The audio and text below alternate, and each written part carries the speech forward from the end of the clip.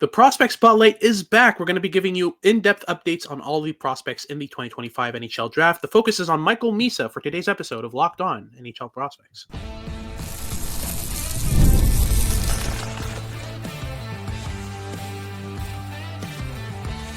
You are Locked On NHL Prospects, part of the Locked On Podcast Network. Your team every day. Hello and welcome back to Locked On NHL Prospects, part of the Locked On Podcast Network, your team every day. On this podcast, we break down everything prospects related for you 5 days a week, Monday to Friday. I'm Hattie Kalikesh, QMJHL and Crossover Scout for Elite Prospects, with Sebastian High, USHL and Crossover Scout for Elite Prospects. And on today's show, we'll be following up on the Prospect Spotlight series that we started last year with the 2024 NHL Draft Eligibles, where we focus on one draft eligible prospect and give you an in-depth breakdown. This year, it's time for the 2025 NHL Draft Eligibles. And we're starting off with Michael Misa here in this episode. We'll give you a breakdown of his puck skills and his production and overall kind of profile in the first segment. Kind of give you the breakdown on what to expect from Michael Misa and what he's been doing this year. And then in the second segment, we'll focus more on the tools, the toolkit, the habits, all the kind of more in-depth stuff that make Michael Misa special. And then in the final segment, we'll look at the projection with Michael Misa, kind of how he projects at the NHL level, give you a stylistic comparable for him, and look at which teams would be the best fit for Michael Misa at the 2025 NHL Draft. Before we get into any of that, though, just remember to like and subscribe. Let us know in the comments what you think of the episode, and if you're listening on your favorite podcasting platform, please leave us a rate and review, and make sure to make us your first listen of the day. By the way, today's episode is brought to you by FanDuel. Make every moment more. Right now, new customers can get $150 in bonus bets with any winning $5 moneyline bet. That's $150 if your team wins. So visit FanDuel.com/lockedon to get started. So let's get started right away here with Michael Misa. Give me the rundown of kind of the profile with Michael Misa, size, handedness, how he's been producing this year. All that good stuff to get us started here for this episode. Yeah, for sure. So Michael Misa is a really, really exciting player and probably one of my favorite players in this entire draft class to watch. Like, there's so much to dig into. You know this. You did a deep dive analysis of his game in a video review, which I can link in the description down below for anyone that wants to have a real visual component as well to see how he plays combined with the analysis. But Michael Misa is a 6'1", 185-pound left shot centerman. He can play the wing as well, but the last 2 seasons he has been a full-time center for the Saginaw Spirit. He was like the middle six piece down the middle on that Memorial Cup run. And then this season, he has been the fulcrum of everything going on offensively on that team, right down the middle. And his production this season has been otherworldly. He has 70 points in 36 games. He is still just a hair below a 2-point-a-game pace. In his last 4 games, he scored exactly 2 points in every single outing. The consistency this season has been really remarkable. He gets involved in every game on the score sheet almost every single time. And even when he doesn't end up on the score sheet, there's so much to like in his game. The defensive ability, there is a lot of nuance in this player's play, and it's quite clear of this being an exceptional status player. He has 1 more year of OHL experience than anybody else in his age group, and it shows. The maturity is something that shines through on every single shift. The intelligence of just making quick reads, making the smart play, and that's something that's gotten him to second in OHL scoring, just behind Liam Greentree, but that's only a 2-point gap, and Misa has 4 games in hand. So he's been truly among the most prolific scorers in the entire CHL this season as a draft eligible talent and a mature two-way piece at that. So a lot to like here. But talk me through the actual puck skills with Michael Misa, because there's so much to like here with the shooting, the passing, and the handling alike, right? Yeah, so the trifecta of puck skills is really interesting with Misa. I wouldn't say it's kind of the thing that makes his game it's not the thing that makes him a first overall caliber prospect, right? But it's still very, very polished. I mean, you can start with the release, the amount of goals he scored this season. I mean, a lot of them have to do with a lot more positioning, kind of processing, hockey sense, understanding kind of where to be and which space to occupy in the offensive zone. but he's still got a ridiculous shot in a vacuum, right? Like his release is very compact. He doesn't need a lot of time to shoot really accurately. He finds these soft spaces through goalies. His footwork also helps him a ton when it comes to deceiving goalies. With his feet, he can kind of show the body language of a short side shot before slipping at 5-hole or slipping at blocker side. And he finds these little spaces between the pad and the glove, between the pad and the blocker, between the body and the arm. He's able to kind of find these soft spots on goalies and shoot on them. But on top of that, I mean, the playmaking really stands out with Michael Misa. Given the fact that he has so many goals, you think, okay, this is a pure sniper, but he's really a full-rounded offensive talent. So his shot got a 6.5 grade out of 9 on our elite prospects grading scale at our last meeting when we had Michael Misa in the top 4. And that's kind of an apt kind of description, in my opinion. It's not an elite shot in a vacuum, but it's still very, very good, and the placement is really good. The passing and the handling get a 7 grade, so a half a grade above his shot, and it really shows in his game. He's able to deceive defenders one-on-one. He's able to drive wide on them, cut inside on them. He has a really kind of free range of motion when it comes to deking. He's not a deke spammer, right? Like he's not gonna continuously try to beat guys one-on-one and try to deke through them. It's not the thing that makes him effective, but when he needs it, he uses it incredibly well. He's very efficient with his deking, and the same applies to his passing. He's a passer who really thinks 2 steps ahead, but doesn't overdo it with trying to make these cross-seam passes through everyone and trying to connect cross-ice with his teammates at every single opportunity. He's comfortable playing small ice passes, playing give and go, popping up in soft areas and kind of exploiting space that way. Now, I think everything in terms of the puck skills turns out as a very cohesive package when you combine it with what really makes Misa special, which we'll talk about in the second segment. But the way everything kind of gels together and blends together, especially this season, what we've seen from him is just absolutely phenomenal, right? It absolutely is, and I think you really hit the nail on the head there by highlighting how special each of these individual tools are, despite the fact that none of them are integral to the way that he plays the game. He would be just as an effective of a player if he didn't have as good of a shot as he does, and yet he has enjoyed top lead scoring in the entire OHL in just goals with Nick Lardis, who is a true pure goal scorer, sniper kind of player, and also has 2 years on Michael Misa. So much of his game runs through his intelligence, as you mentioned, and we'll really explore that in that next segment. But with just the tools themselves, I think one underlying aspect that allows them to blossom and work in unison really nicely is just how creative he is and how much composure he has in his creative sequences. When you have that composure, constantly reading the ice, his head is always on a swivel, even when he has the puck on his stick and he's going on like solo rushes. He's looking for space, he's looking for support, and when that space and support arrives, he wastes no time in using that to his advantage. Yeah, absolutely. I think that's the kind of key component when it comes to Misa's game. It's just like really good poise, but also a surprising amount of urgency as well when it's needed. I think it's, you see this with some prospects. They're too poised for their own good, and then they kind of let pressure come to them. They glide and they try to think their way out of issues. Misa's just, I mean, full head of steam through the neutral zone on the forecheck. Very aggressive on puck. He's able to overwhelm defenders with wide speed and all that stuff. We'll get into the grades on the skating, the energy, the motor, all that good stuff in the second segment a bit more in detail. But to kind of sum things up on that side, it's a very cohesive package of skills that's just continuously been developing. I mean, he wasn't the same player. He's not the same player this year who was last year. For the Saginaw Spirit. Last year, like you said, he was kind of a middle six center, mainly playing defensive minutes. His puck skills didn't really shine all that much. He was actually drawing a lot of comparisons to Shane Wright in his draft minus 1 year, which I fully see when watching back that last year's tape. But this year, he's just come out of his shell, and he's shown a lot more elements than Shane Wright did in his draft year, and that's why I'm pretty positive in Michael Misa being a bona fide top 3 talent. It's unfortunate that James Higgins and Matthew Schaefer have been this good this year, because if it wasn't for them, Michael Misa would very much be the first overall pick in this trio. There's just so much of a cohesive toolkit. Every one of his tools is just well above average across the board. there's just so much to love here with Michael Misa. But that's the breakdown in the first segment here of the profile, the production, and the puck skills. We'll get into the habits, the tools, the toolkit, which is really where Michael Misa shines in just a second. Let's just take a quick break here and hear from our sponsors here, Locked On NHL Prospects.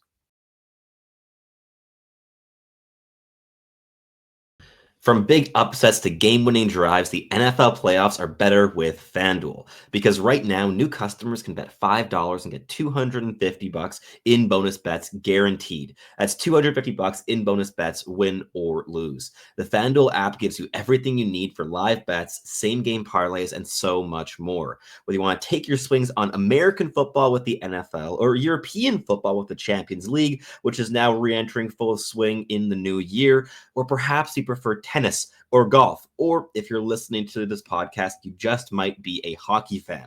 Whatever kind of sport resonates with you most, FanDuel is going to offer every kind of sports fan. Just visit FanDuel.com to join today and get started with $250 in bonus bets. That's FanDuel.com. Make this playoff season unforgettable with FanDuel, an official sportsbook partner of the NFL.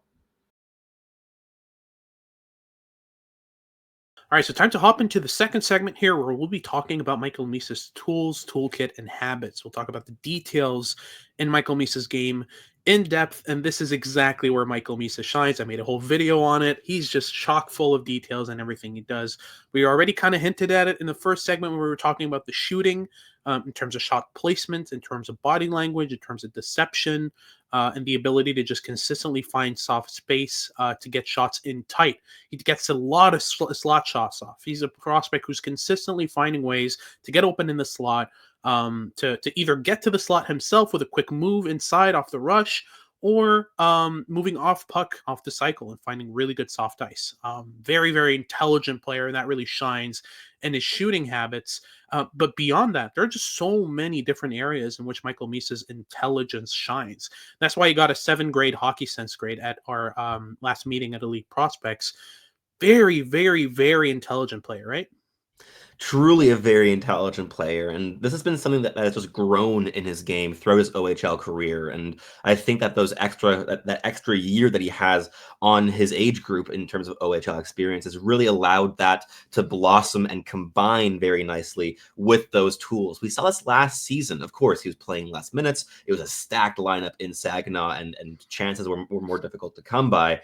But he was always a player who's making very, very good decisions, but combining it with the tools was always kind of where that struggle came in. But the intelligence has just always been so clear. And this is why he got those comparisons to Shane Wright as well. Another super, super cerebral player, makes very quick reads, excellent, excellent vision, really good understanding of both space and time. And with Michael Misa, you have that package and then some. I think that also the ability of making those smart reads at his highest paces, because this is a very, very high motor player, is also an aspect that will make it a lot more translatable than other players that have a similar kind of like cerebral way of processing the game. And Misa's been learning to do that at the highest pace possible at the junior level. And if we dig into that sense a little bit, between the three puck skills, the handling, the playmaking, and the shooting, which of those do you think is elevated most by his intelligence? Which one is most reliant on that processing? I'd say the shot, even though like intuitively you'd lean towards the passing, because playmaking has so much to do with vision, with awareness, with pace of the speed at which you process a game. I think the way that he plays his shot placement is really the thing that is elevated the most by his intelligence. It's a really key aspect of his goal scoring ability, and I think that'll help him score a ton of goals at the NHL level. I don't think he's going to have much trouble translating his game, because his game isn't about beating goalies clean from out wide, shooting from outside the dots, and still finding ways to beat OHL goaltenders. He's beating OHL goaltenders with NHL level skills. Like, he could beat an NHL goalie with the fact that he's consistently shooting, but between the glove and the pad, between the body and the arm, these holes in goalies, like finding them consistently and exploiting them is something that hints at a lot of intelligence. And even if goalies start to read a shot really well and know where he's going to place it, the fact that he's intelligent enough to understand how to beat goalies at this level and in that way shows me that he's probably going to be able to adjust to goalie's reads. Right? Like pre-scouting isn't going to have as much of an effect on him as it could on an Artur Kaliev or, some of these other kind of higher end shooters with bigger, harder, heavier shots that aren't able to make it. And I also think that you mentioned the skating in terms of how it blends with his motor, how it blends with his processing. I think that's the key separating factor with Shane Wright, for example, right? Definitely. Like Shane Wright has a bit of the same skills. He has a great shot. It has a lot to do with placement. He's a very positionally sound prospect, plays with a lot of defensive intelligence, a lot of maturity. This kind of relatively the same profile as Shane Wright. But I think the main difference is Misa is a much better skater at the same age, and he blends that with his motor and processing really, really well. With Shane Wright, it was a lot of, slowing down in order to let his processing shine. He was playing a lot of chess. But NHL hockey, chess does work in some elements, but we saw it with Nick Suzuki, for example. He's consistently adapting his game slowly but surely because he's playing less chess and using a lot more kind of full speed elements in his game, which I think that Michael Misa already brings, which is a very, very promising thing for him. So that's kind of how the tools blend, right? It's all about high motor, high energy, high speed, high pace, but everything done at that speed. He's not outspeeding his own brain. He's thinking at a level that his feet can keep up with, right? Yeah, I think that this is also an element that makes Michael Misa so special, and especially is that main differentiating factor with Shane Wright. It's that combination of incessant pace, incessant motor. I mean, Michael Misa does not have that dog in him. He is the dog on most of his shifts. Yeah. Like he is the one elevating the pace. He doesn't wait for his wingers to apply that pressure for him. He goes out and does it. And when you combine that with that intelligence, with that comfort of his hands, his vision, all of these tools at functioning really, really, really smoothly at his highest speeds, you have a player that I think could really do damage quite early on in his NHL career. And we'll talk about like the player comps a little bit more in the next segment, but there's a couple players in there that I think fans could also get very excited about in hearing similarities with Michael Misa. But to talk a little bit more about how the toolkit as a whole works together, let's focus a bit more on the off-puck game, because we've been looking at a lot on the puck skills so far in this episode. Let's look in the defensive zone. His defensive game is so refined for his age in the OHL. So much pressure application through the neutral zone and in the offensive zone. He's an excellent forechecker. But in the defensive zone, the small details of positioning, of stick work, of blocking off passing lanes, shepherding play to the outside, there's so much to like there, right? Yeah, absolutely. It has a lot to do with anticipation and kind of like reading plays ahead, but he's also able to be the main energetic factor on his line. Because when you think of a guy who anticipates and kind of reads off of teammates, you kind of think of someone who's going to sit back, evaluate, and kind of see what's going to happen. Michael Misa is able to anticipate while at full speed, while forechecking, which is a pretty special thing. I mean, Celebrini is another prospect that I saw do that in this draft year, right? Like being able to anticipate play while at full speed, while forechecking, while diving headfirst into the boards to try to win a battle down low to help his defenseman. It has a lot to do also with, being able to grab pucks off his defenseman on the breakout, right? Like offering low support to his defenseman when they get the puck. He's really, really good at positioning himself in ways that help his teammates shine and keep the puck out of the defensive zone. Another thing I also wanted to talk about with Michael Misa that we haven't touched on is the contact skills. Everyone looks at Porter Martone, 6'4", 200 pounds. He's been compared to Corey Perry. He's a pest. He's a pain to play against down low. He'll get involved in post-whistle scrums, throw some hits. That's all great. I think the way Michael Misa plays physical hockey is more translatable to the NHL. And for me, Michael Misa is a better physical player than Porter Martone. Would you agree? I would. It's a lot more polished. Like with Martone, he's prone to explosions of physicality and then stretches with limited physical impact. Like this is a player that takes game misconducts every once in a while. When he gets frustrated, he really, really shows that with his physicality.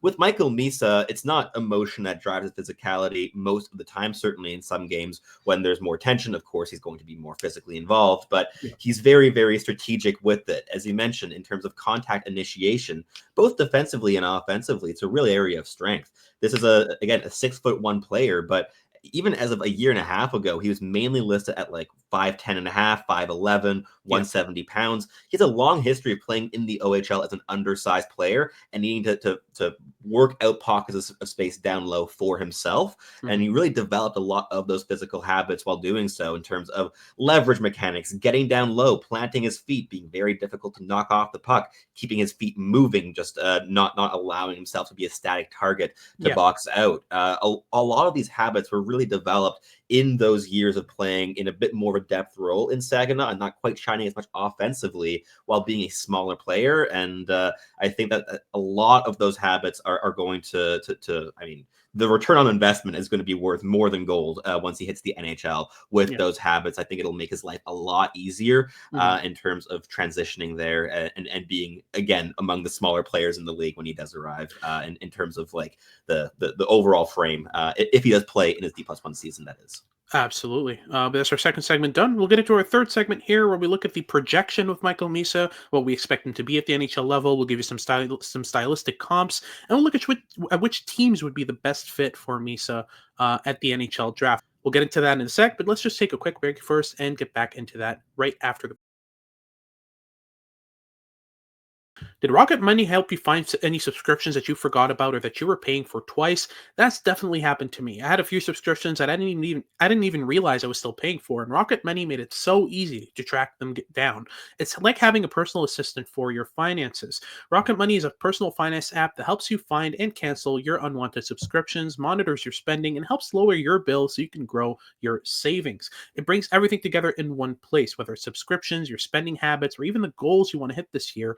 Rocket Money has over 5 million users and has saved a total of $500 million in canceled subscriptions, saving members up to $740 a year when using all of the app's premium features. For me, one of the best features is the subscription tracker. I've used it to cancel services I wasn't using anymore, and I've already saved a ton. Plus, with their goals feature, I've been able to automatically set aside money for my future, so no more stressing about budgeting every single month. So cancel your unwanted subscriptions and reach your financial goals faster with rocketmoney.com. Just go to rocketmoney.com/locked-on today. That's rocketmoney.com. Alrighty, so let's move on to our final segment here. We'll be going through the projection with Michael Misa, kind of looking at which type of player he's going to be at the NHL level, and also looking at kind of the overall comparables that we have in the league for a player like Michael Misa, as well as which teams will be the best fit for him at the NHL draft. Now, in terms of projection, let's start with the draft projection itself. There's a lot of debate around Michael Misa for some reason in NHL scout circles. Like, I've been hearing about NHL scouts saying that Michael Misa is a winger and will be a winger at the NHL level. I'm not sure where that comes from because he is so detailed. And that's actually kind of the knock I've been hearing from scouts on Michael Misa is, oh, he doesn't have those center details. Like, I'm not sure if we're watching the same games, but like, Michael Misa is steeped in that's his game. His game is details. So what do you think, center or winger at the NHL level? Center, very much center. This is a player that, as you mentioned, has so much detail in his game in terms of defensive support, forechecking ability. He's a true 200-foot center that makes an impact in every single area of the ice, and especially when you combine all of those habits with really high-end skating and the ability to recover when he does get beaten in transition. I see a centerman here for all intents and purposes, even in terms of facilitating his offensive production. Down the middle is where he has the most playmaking role, like lanes and possibilities, and I think that's where he can do the most damage. So for a variety of reasons, I do see him down the middle at the NHL. Like, sure, maybe the first season or two he played on the wing to get accustomed to the pace. Like we saw that with Nick Suzuki, of course, as well. Like 5-6 years ago, like that happens. That's no concern at all. But in terms of where he ends up when he's fully cemented himself as an NHL player, I definitely think it will be down the middle. But going back to that draft projection, where do you think he ends up on draft day? Do you think he has a shot at going number 1? Do you think he goes number 5? Anywhere in between?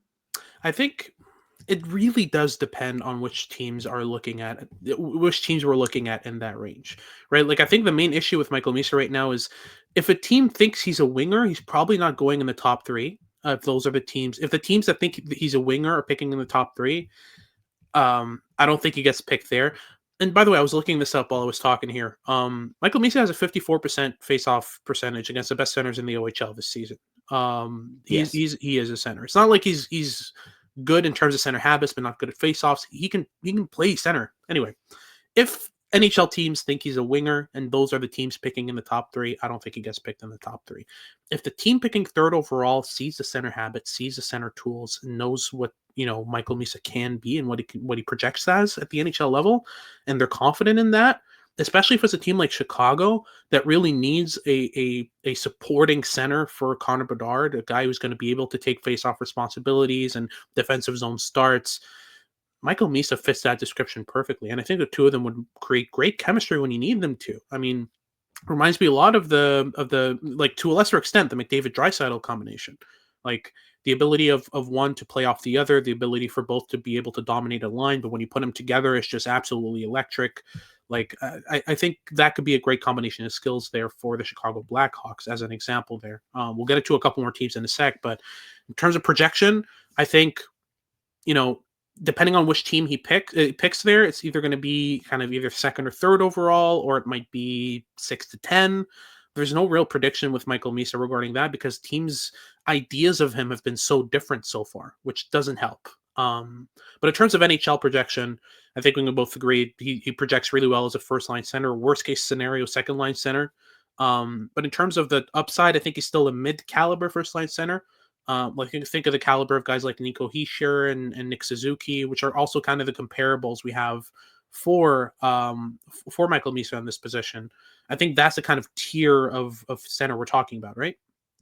Yeah, I think for me, the upside perhaps ranges a little bit higher than that. Like the third player we have here in the comparison section is Macklin Celebrini, who has, I mean, been off to a superb start to his NHL career and looks the part of being a franchise player there in San Jose. And I think like with Misa, if everything hits, if he's drafted into the right organization, is able to avoid injuries and all the other ifs and buts and maybes go his way, I think that becoming a like 5 to 10th best center in the league is within the possibility. But again, as you mentioned, if he more ends up in that Hischier Suzuki kind of mold, being maybe a point a game kind of pace, but really solid defensively, a true line elevator who's able to just give a lot of offensive space and opportunities to the wingers he's paired with, while just being so consistent game to game, and you know what you're going to get every night. That's still a great asset to get in the top 5 range of the NHL draft. And I think that if we're talking about that as like the most likely outcome for his development, I'd be personally more than willing to take that swing around third overall. Yeah, absolutely. Fully agreed on that side. And in terms of team fits, we already mentioned Chicago. I think that's a decent fit there, given what they already have in that system. I don't think Oliver Moore is projecting as well this season as he could be. I think he fits more in as a kind of their third line center, Yeah. which is a great third line center to have, but you need someone to be able to occupy that second line center spot behind Connor Bedard.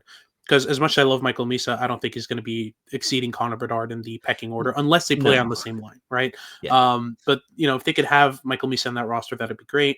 Another team that could use a player like him that seems to be in this range so far this year is the, again, disappointing Buffalo Sabres. They need they do have a bunch of center prospects in the pool. They have Zach Benson, who also experienced that debate of, is he a winger or is he a center?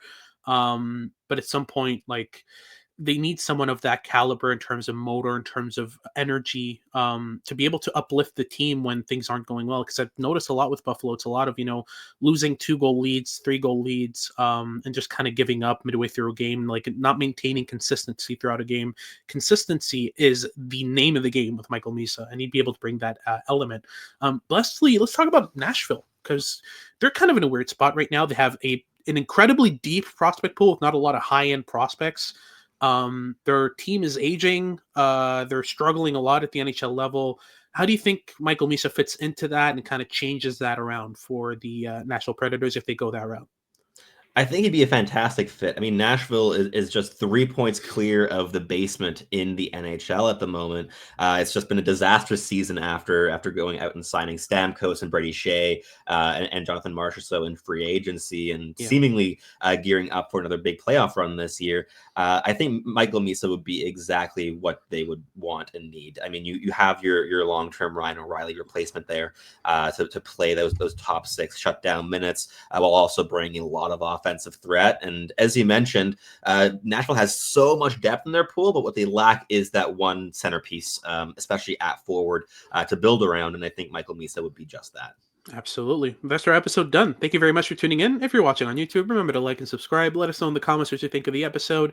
And if you're listening on your favorite podcasting platform, please leave us a rate and review and make sure to make us your first listen of the day. For a second listen of the day, make sure to check out Locked On Fantasy Hockey. Become a fantasy hockey expert and get the edge over your league mates with daily tips from Steal and Flip. You can find Locked On Fantasy Hockey on YouTube or wherever you listen to your podcasts. This has been Hattie Kalikesh with Sebastian High. Thank you for tuning in, and we hope you tune in next time.